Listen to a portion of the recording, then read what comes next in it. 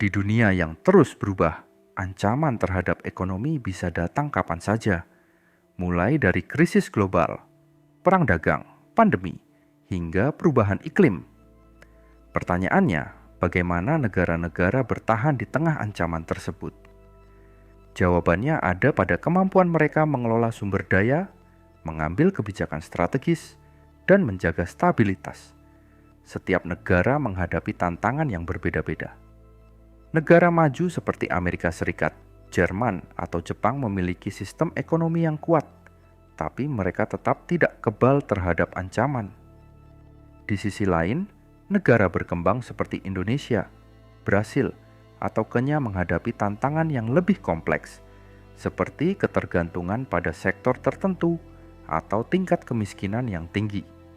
Meski begitu, ada satu kesamaan. Semua negara membutuhkan strategi untuk bertahan. Bukan hanya soal uang, tetapi juga tentang kebijakan yang tepat sasaran, kolaborasi internasional, dan inovasi. Krisis ekonomi bisa muncul dalam berbagai bentuk. Salah satu contoh terkenal adalah krisis utang Yunani pada awal 2010-an. Krisis ini terjadi ketika Yunani menghadapi kesulitan membayar utang luar negeri yang terus membengkak. Hal ini diperburuk dengan lemahnya sistem perpajakan dan pengeluaran pemerintah yang tidak terkendali. Dampaknya terasa di seluruh masyarakat.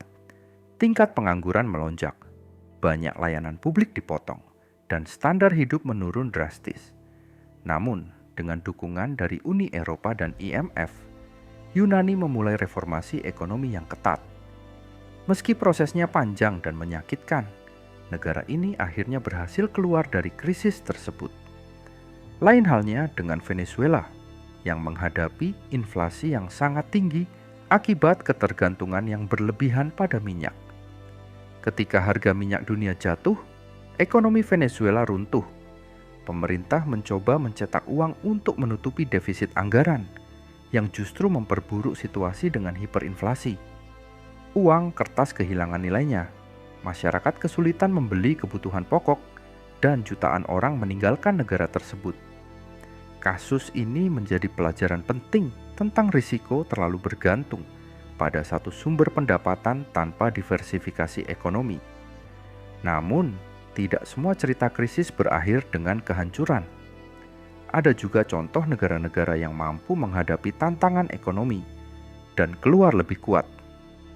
Ambil contoh Korea Selatan. Pada akhir 1990-an, negara ini menghadapi krisis keuangan Asia yang menyebabkan mata uangnya anjlok dan banyak perusahaan besar bangkrut. Dengan dukungan pinjaman dari IMF dan reformasi struktural yang signifikan, Korea Selatan tidak hanya pulih, tetapi juga menjadi salah satu ekonomi terbesar di dunia. Kunci keberhasilan negara-negara ini adalah kemampuan mereka untuk beradaptasi dengan cepat. Adaptasi ini mencakup reformasi kebijakan, pembangunan infrastruktur, dan investasi pada sektor-sektor yang memiliki potensi pertumbuhan tinggi. Dalam konteks ini, pendidikan dan teknologi menjadi faktor yang tidak bisa diabaikan. Negara-negara seperti Finlandia, Singapura, dan Jepang telah membuktikan bahwa pendidikan yang kuat adalah dasar dari kemajuan ekonomi jangka panjang. Dengan menciptakan sumber daya manusia yang terampil dan inovatif, mereka mampu bersaing di pasar global dan mengatasi berbagai ancaman. Selain itu, globalisasi juga memainkan peran penting dalam ketahanan ekonomi. Di era modern ini, perdagangan internasional adalah salah satu pilar utama pertumbuhan ekonomi.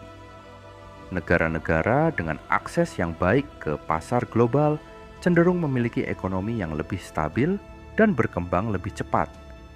Misalnya, Tiongkok yang menjadi pabrik dunia berhasil memanfaatkan perdagangan global untuk membangun ekonominya, menjadi salah satu yang terbesar di dunia.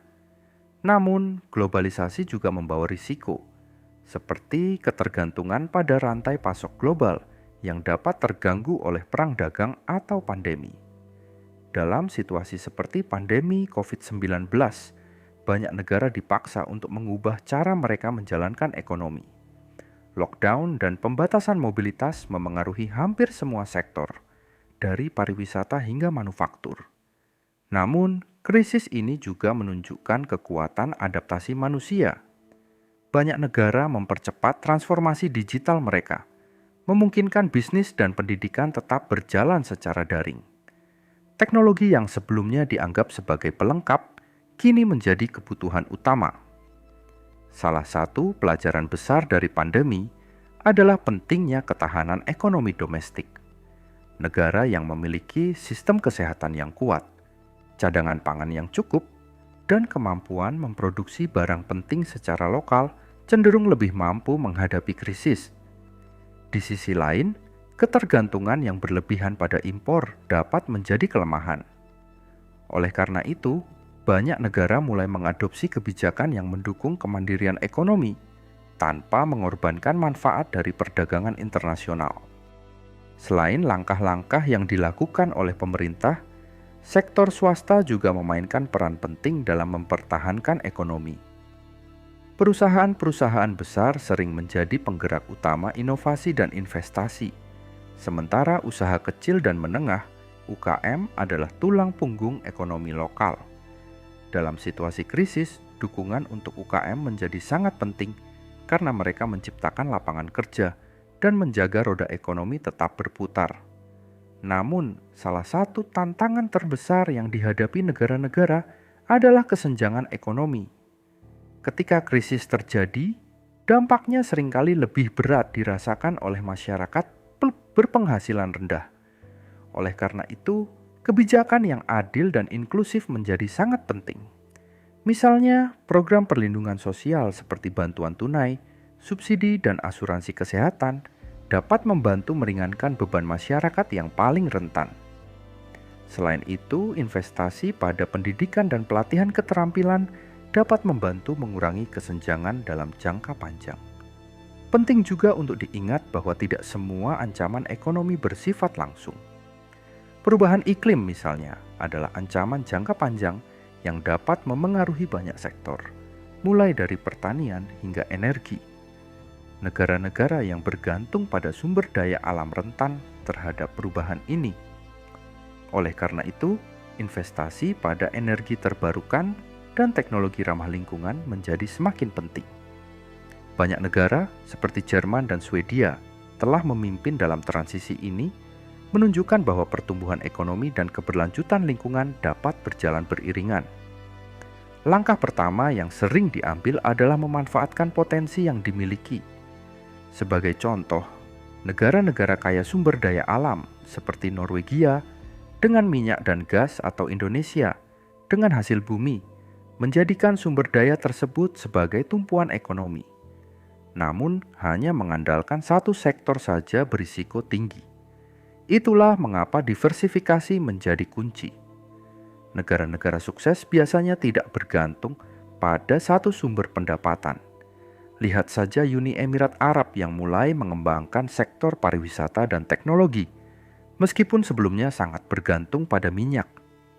Selain memanfaatkan potensi, kebijakan fiskal dan moneter juga memainkan peran penting dalam menjaga stabilitas ekonomi. Bank sentral di berbagai negara sering menggunakan instrumen seperti suku bunga untuk mengendalikan inflasi dan menjaga stabilitas keuangan. Misalnya, saat inflasi tinggi, suku bunga dinaikkan untuk mengurangi pengeluaran berlebih. Di sisi lain, saat ekonomi sedang lesu, banyak negara mengeluarkan kebijakan stimulus, seperti memberikan bantuan langsung tunai, subsidi, atau insentif pajak untuk menjaga daya beli masyarakat. Kolaborasi internasional juga menjadi bagian penting dalam menghadapi ancaman ekonomi. Dunia saat ini semakin terhubung, sehingga masalah ekonomi di satu negara dapat berdampak ke negara lain. Sebagai contoh, krisis keuangan global pada 2008 memengaruhi hampir seluruh negara di dunia. Untuk menghadapi situasi seperti ini, organisasi internasional seperti IMF, Bank Dunia, dan WTO membantu negara-negara berkoordinasi, memberikan bantuan finansial, dan mencari solusi bersama. Selain itu, inovasi dan teknologi menjadi pilar penting dalam bertahan dari ancaman ekonomi. Negara-negara yang mampu beradaptasi dengan teknologi baru cenderung lebih tahan terhadap perubahan. Lihat saja negara seperti Korea Selatan dan Jepang yang terus berinovasi di sektor teknologi dan manufaktur. Transformasi digital juga menjadi langkah besar bagi banyak negara untuk meningkatkan efisiensi dan daya saing mereka di pasar global. Namun, tidak semua solusi datang dari pemerintah. Peran masyarakat juga sangat penting.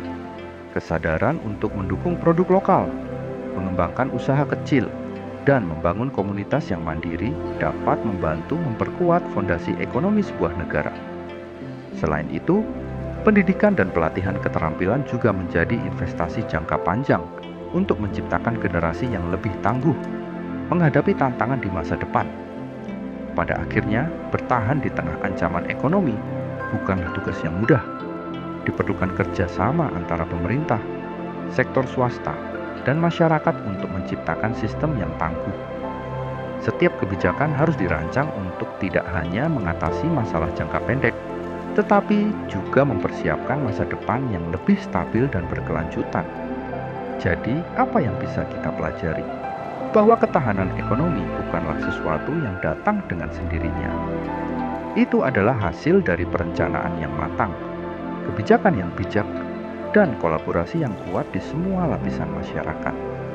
Dunia boleh berubah, tapi dengan strategi yang tepat, kita semua bisa bertahan menghadapi tantangan ekonomi yang ada. Itulah kunci yang dimiliki oleh negara-negara yang berhasil mengatasi ancaman ekonomi.